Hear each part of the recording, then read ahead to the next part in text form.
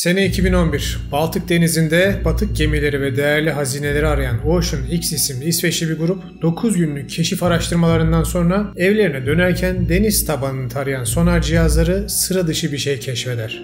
Düz deniz tabanının ortasında kocaman dairesel bir yapı.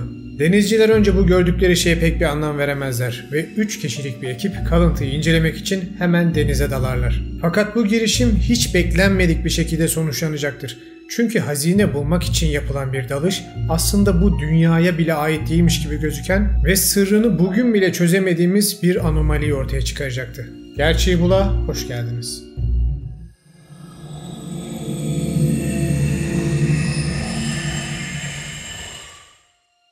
Baltık Denizi, Kuzey Avrupa'da İsveç, Finlandiya, Estonya, Danimarka gibi ülkelerin ortasında bulunan bir deniz. Uzun yıllar boyunca deniz ticaret için önemli bir rota görevi görmüş ve bu sebepten sayısız batağa da ev sahipliği yapan bir alana dönüşmüş.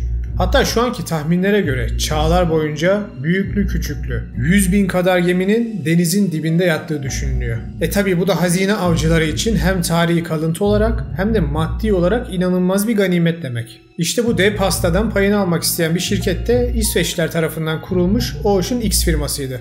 Peter Lindberg önderliğinde 9 günlük bir keşif gezisinden dönen ekip deniz tabanını sonar ile taramaya devam ederken Botnia Körfezi açıklarında sıra dışı bir oluşum keşfederler. Zemine oturmuş 64 metre çapında ve 8 metre yüksekliğinde neredeyse kusursuz dairesel hatlara sahip bir batık. Ömrünü denizin sularına gömülmüş batıkları araştırıp dalışlar yaparak geçiren Kaptan Peter Lindberg, ekibine yaklaşan fırtına gelmeden batığa hızlıca bir dalış yapıp yüksek çözünürlüklü görüntüler çekmesi için robot sondayı hazırlamalarını söyler. Sonda suya indirilir ve yavaş yavaş koordinatlarına ilerlerken ekip heyecan içinde görüntülerin geleceği teknik odaya geçerler. Robot 70 metre derinliğe ulaştığında uzaktan oraya ait olmayan bir cismin hatları yavaş yavaş belirmeye başlar. Bütün ekip pür dikkat görüntülere bakıp dev bir batık gemi bulduklarını düşünmektedirler. Fakat robot 80 metre derinliği geçtiği an işler bir anda değişmeye başlar. Robotun pusulası çıldırmışçasına hatalar vermeye başlar. Kameradan gelen görüntü önce kumlanır, sonra bir anda tamamen kararır. Gemi makineden gelen sinyalleri alamaz hale gelmiştir. Kaptan Lindberg kumanda odasındakilere kablonun bir şeye dolanıp dolanmadığını sorar. Fakat görünürde hiçbir sorun yoktur. Tam bu esnada geminin de elektrik sistemlerinde dalgalanmalar ve açılıp kapanmalar yaşanmaya başlar. Kimse ne olduğunu anlam veremezken kararmış ekranda bir anda bir görüntü belirir. Keskin, düz bir kenar ve basamakları andıran bir oluşum.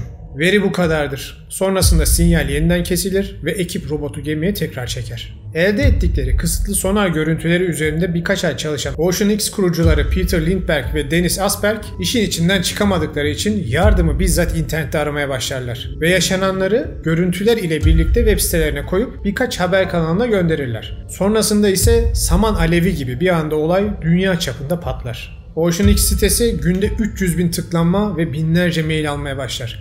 Fakat gelen fikirler ve yorumlar genelde yapının bir UFO olduğu ya da şeytanın bir işi olduğu yönünde olan ve herhangi bir dayanak olmadan bezenmiş yorumlardır. Fakat ilgi beraberinde birkaç işe yarar sponsor da getirir. Ocean X ekibi sonunda 150.000 euroluk bir fon sağlar ve çok daha gelişmiş teçhizat ile bölgeye ikinci kez giderler. Fakat bu kapsamlı araştırma cevaplardan ziyade çok daha fazla soru üretecektir ve nihayetinde de ekip için karanlık günlerin başlamasına sebep olacaktır.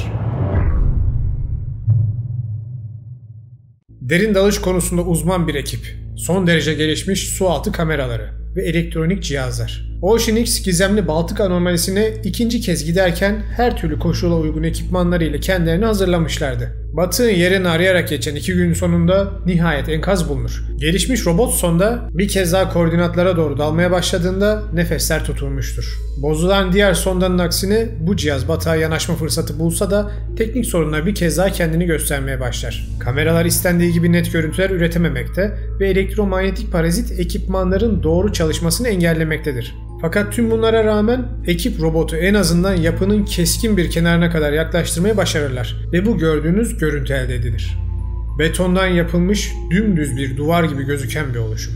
Bunun üzerine ekip derin deniz dalışı için hazırlanmaya başlarlar. Toplamda 3 kişiden oluşan dalış ekibi son derece tehlikeli olan 80 metrelik dalış için hazırlanır ve gizemli yolculuk başlar. Fakat sorunlar dalış ekibinin de yakasını bırakmaz. Cisme yaklaştıkça telsizlerde yoğun parazit ve gemi ile iletişimde kopma sorunları kendini gösterir. Neyse ki ekip tecrübelidir ve teknik sorunlar yaşansa bile araştırmalarına devam ederler. Dalış lideri Stephen yapıyı bizzat şöyle anlatır. İlk gördüğümde betondan bir sığınak gibi duruyordu. Fakat ona ellediğimde beton gibi gözüken şeyin aslında uzun süredir yapıyı kaplamış çamurumsu bir katman olduğunu anladım. İşleri daha ilginç hale getiren ise dalgıçlar katmanı elleriyle temizlediğinde altından simsiyah bir eriyik taş katmanının çıkmasıydı. Tabii Baltık Denizi gibi soğuk bir yerde 80 metrede uzun süre dalmak imkansız olduğu için ekip hızla fotoğraflar çekmeye ve ellerindeki çekişleriyle yapıdan örnek toplamaya başlarlar. Teknik ekipmanlar verimli çalışmadığı ve dalış ekibinin de yoğun migren atakları baş gösterdiği için de araştırma elde edilen verileri incelemek için bitirilir ve ekip karaya döner. Peter ve Dennis'in ilk durağı denizaltı arkeolojisi konusunda uzman olan Andreas Ulsson'dur. Andreas yapının malzemesi her ne kadar doğal materyallere benzese de şeklinin ve detaylarının suni olduğunu belirtmiştir. Yani insan yapımı bir oluşum. Fakat denizin orta yerinde batmış bir şey nasıl olur da insanlar tarafından yapılmış olabilir ki?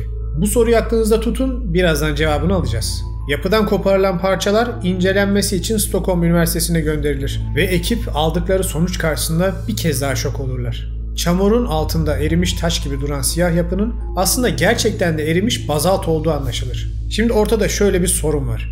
Baltık Denizi'ni çevreleyen bölgede binlerce yıldır bu tarz bir erimenin yaşanacağı bir volkanik faaliyet olmamış. Hatta daha spesifik olursak bildiğimiz anlamda son 10.000 küsür senedir böyle bir aktivite yok. Peki o zaman bu eriyik bazalt nereden gelmişti?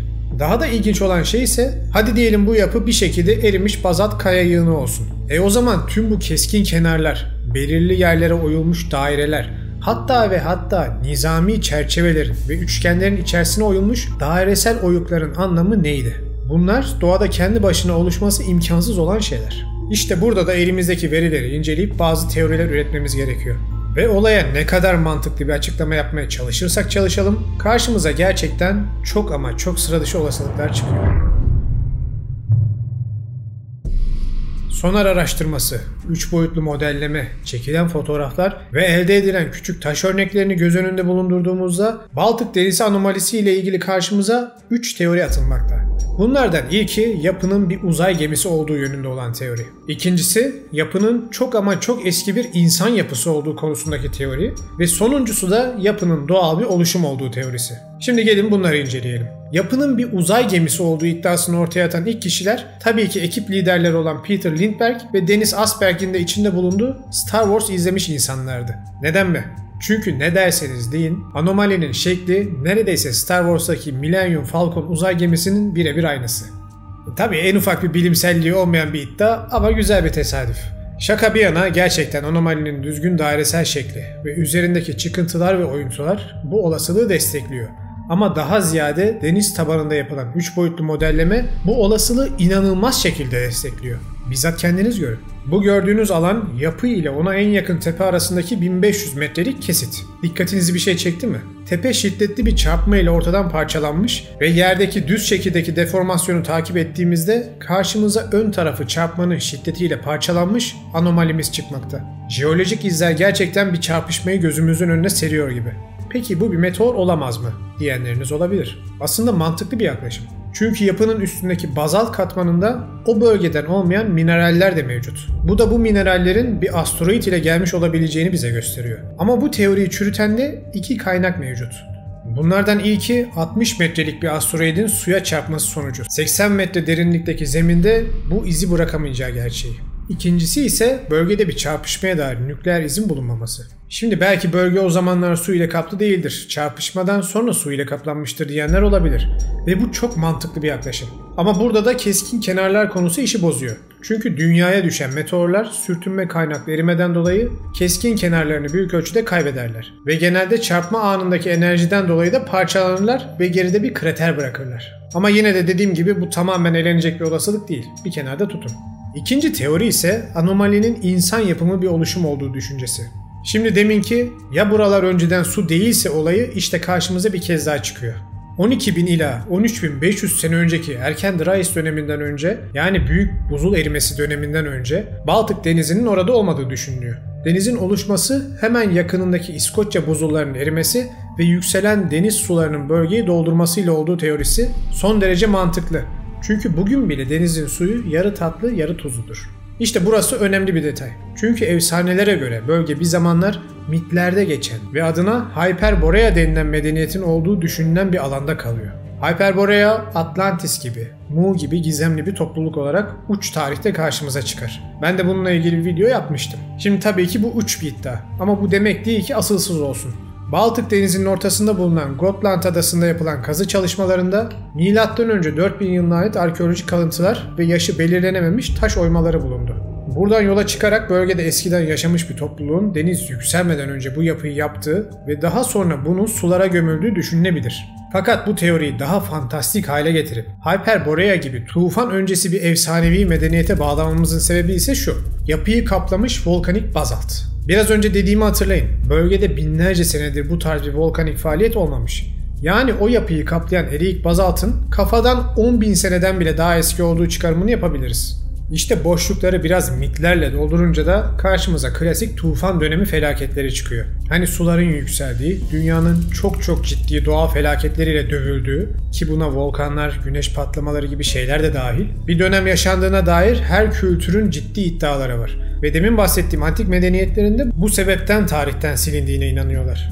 Yani bütün bulgular düşünüldüğünde çok da mantıksız bir açıklama değil aslında. Elimizde keskin hatlara, özel oyuntulara sahip elektromanyetik anomali özellikleri taşıyan bir yapı var. Ve bu binlerce sene önce eriyik bazalt ile kaplanmış. Bir de üzerine daha sonra deniz ile kaplanmış. Yani cidden çok eski bir şeyden bahsediyoruz. Son teori ise bilim camiasından gelen buz dağları açıklamaları.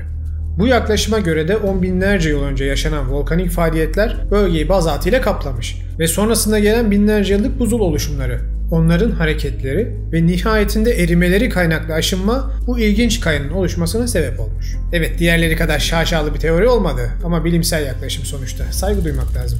Lakin burada da şu sorun var. 10 binlerce metrekarelik alanda başka hiç böyle bir anomali yokken bu nasıl tek başına kalmış olabilir? Dediğim gibi teorilerin aslında hiçbiri ne kanıtlandı ne de yalanlandı. Anomali denmesinin de en büyük sebeplerinden birisi bu. Çünkü içinde her türlü ilginç olasılığı saklıyor. Peki arkadaş, üçüncü bir keşif gezisi daha yapıp düzgünce katmanları delecek bir sondaj ile bu sır çözülemez mi? Evet, çözülebilir ve bunu Ocean X ekibi de düşündü. Fakat bu çok ciddi para isteyen bir girişim. Ama Peter ve Dennis gözü kararttılar. Yeni sponsorlar bulmak için tüm bağlantılarını kullandılar. Gereksiz tüm ekipmanlarını satıp parayı denkleştirmeye çalıştılar. Ve neredeyse bunu da başardılar. Ne yazık ki neredeyse dedim, çünkü tam bu proje başlayacakken olanlardan sonra proje tamamen iptal edilir ve Ocean X'in sonu gelir. O sabah Dennis Asberg şöyle anlatıyor. Kahvaltı için hazırlanırken internetten haberleri okuyordum ve bir anda bizim şirketin isminin her yerde geçtiğini gördüm. Amerikan medya şirketi Fox daha ortada hiçbir net gerçek yokken Baltık Denizi anomalisi hakkında kendince bilimsel dayanağı olan bir açıklama yapmış ve anomalinin buzul hareketleri sonucu oluşmuş sıradan bir kaya olduğunu tespit edildiğini söylemiş. Şimdi tek bir kanaldan ne olacak, adamları niye bitirsin ki diye düşünenleriniz olabilir.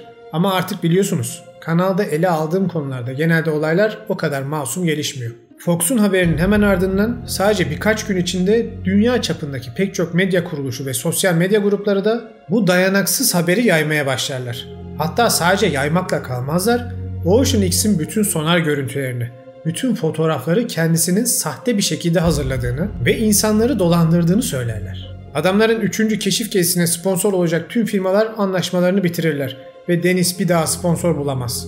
Sponsor bulamamayı geçtim, adamın ve firmasının ismini dolandırıcıya çıkarmışlardır. İnternette, sosyal medyada sürekli linç yerler ve onlarla dalga geçen, küçük düşüren videolar çekilmeye başlanır. Halbuki Ocean X hiçbir zaman demin saydığım 3 teoriden birini öyle çok sıkı bir şekilde savunmamıştır bile. Genelde konuya hep açık fikirli yaklaşmış ve tüm olasılıklara saygı duymuşlardır.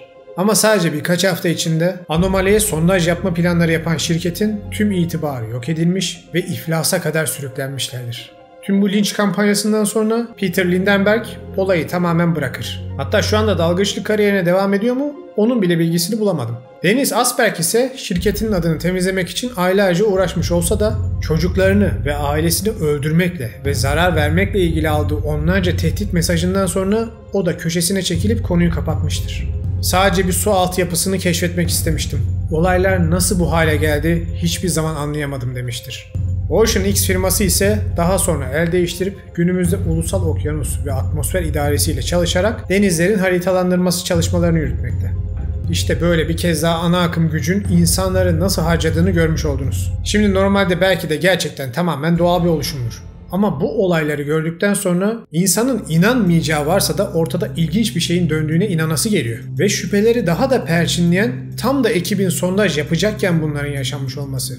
Acaba gerçekten bu dünyaya ait olmayan ve binlerce yıl önce gezegene düşmüş bir uzay gemisinin kalıntıları mı orada yatmakta? Yarılmış tepe ve deniz zeminindeki sürtünme izine bakarak bu olası. Yoksa tufan öncesi bir medeniyete ait bir tür elektromanyetik enerji yayan bir sır mı orada keşfedilmeyi bekliyor? Sanırım bunu yakın zamanda öğrenemeyeceğiz. Çünkü o günden beri alanda bir daha araştırma görevi yapılmadı. Tabii bizim bildiğimiz kadarıyla. Anomalinin gizemi günümüzde bile sırrını halen koruyor ve insanın şu soruyu sormasına sebep oluyor. Daha zemininin sadece %5'ini keşfettiğimiz denizlerimizin altında acaba başka hangi sırlar keşfedilmeyi bekliyor? Videoyu izlediğiniz için hepinize teşekkür ederim. Siz de yapının ne olabileceği ile ilgili fikirlerinizi yorumlar kısmına lütfen yazın. İçerikleri beğendiyseniz kanala abone olmayı ve çevrenizle paylaşmayı lütfen unutmayın. Bir sonraki videoda görüşene kadar kendinize iyi bakın.